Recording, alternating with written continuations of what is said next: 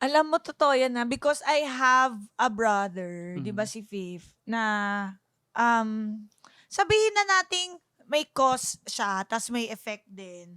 Hindi natin alam yung buong storya, pero he was a victim of bullying Mhm. also. So, ang mahirap kasi dun kapag ine-entertain mo 'pag binabasa mo, kahit sa amin mga artista na sanay na. Kunyari hindi na kami tinatablan din Meron, kami. Totoo. meron. So, kahit di kami sumagot, nag-i-instill sa amin yun.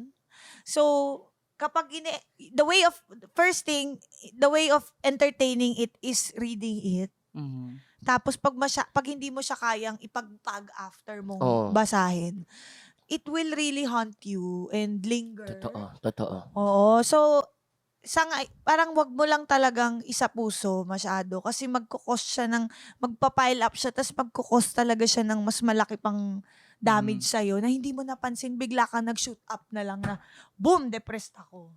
Shocks, Totoo. may anxiety na ako bigla. Hindi mo napansin. Mhm. Parang keep telling me, I'm okay, I'm okay. Pero like, you have to know na hindi rin healthy na magbasa ka ng gano'n, Actually. i-entertain mo. Mm. But if you want to keep making people happy, go make contents. Pero baka at a certain point, hindi mo na kailangan masyado magbasa. Totoo. Totoo. 'Di ba? Tsaka yung nakakagawa ka ng mga bad, wala naman talagang perpekto. Like ako din, Madam Chair.